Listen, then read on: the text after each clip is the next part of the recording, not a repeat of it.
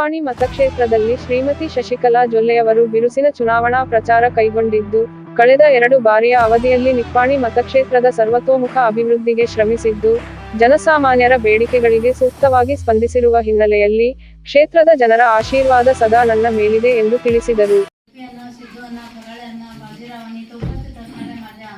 सर्व बंधू बहिणींना नमस्कार. बाजीरावने सांगितलं की येणाऱ्या 10 तारखेला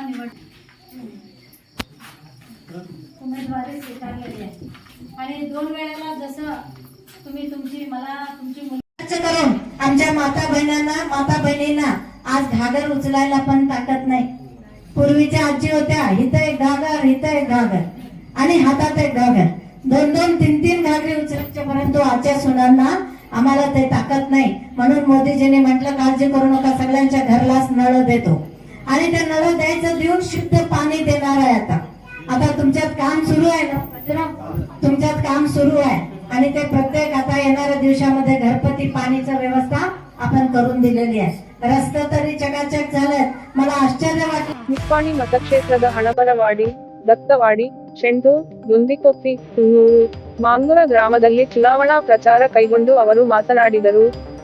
ಇದೇ ವೇಳೆ ಕ್ಷೇತ್ರದ ಬಿಜೆಪಿ ಪ್ರಮುಖರು ಚುನಾವಣಾ ಪ್ರಚಾರದಲ್ಲಿ ಬಿಜೆಪಿ ಅಭ್ಯರ್ಥಿ ಶಶಿಕಲಾ ಜೊಲ್ಲೆ ಅವರಿಗೆ ಸಾಥ್ ನೀಡಿ ನಿಪ್ಪಾಣಿ ನಗರದ ಹೆಸರಾಂತ ನಿಪ್ಪಾಣಿಕರ್ ದೇಸಾಯಿ ಸರಕಾರ ಮನೆತನದ ಶ್ರೀಮಂತ ಸಿದ್ದೋಜಿರಾಜೆ ರಾಜೋಜಿರಾವ್ ದೇಸಾಯಿ ನಿಪ್ಪಾಣಿಕರ್, ಶ್ರೀ ಉದಯಸಿಂಹ ಉಪ ರಾಜೇಶ್ ನಿಪ್ಪಾಣಿಕರ ದೇಸಾಯಿ ಸರಕಾರ, ಶ್ರೀ ಅಪ್ಪಾಸಾಹೇಬ ಪರ್ವತರಾವ್ ದೇಸಾಯಿ ನಿಪ್ಪಾಣಿಕರ್, ಶ್ರೀ ಮಾನಸಿಂಗರಾವ ರಾಣೋಜಿರಾವ ದೇಸಾಯಿ ನಿಪ್ಪಾಣಿಕರ್, ರಣಜಿತ ಸಿಂಹ ರಾಣೋಜಿರಾವ ದೇಸಾಯಿ ನಿಪ್ಪಾಣಿಕರ್, ಅಮರಸಿಂಹ ದೇಸಾಯಿ ನಿಪ್ಪಾಣಿಕರ್ ಹಾಗೂ ಸಮಸ್ತ ನಿಪ್ಪಾಣಿಕರ್ ಕುಟುಂಬಸ್ಥರು ಇತರೆ ಪಕ್ಷ ತೊರೆದು ಬಿಜೆಪಿಗೆ ಸೇರ್ಪಡೆಗೊಂಡಿದ್ದು, ಅವರನ್ನು ಮುಜರಾಯಿ, ಹಜ್ ಮತ್ತು ವಕ್ಫ್ ಇಲಾಖೆಯ ಸಚಿವರಾದ ಶಶಿಕಲಾ ಜೊಲ್ಲೆಯವರು ಆತ್ಮೀಯವಾಗಿ ತಮ್ಮ ಪಕ್ಷಕ್ಕೆ ಬರಮಾಡಿಕೊಂಡರು.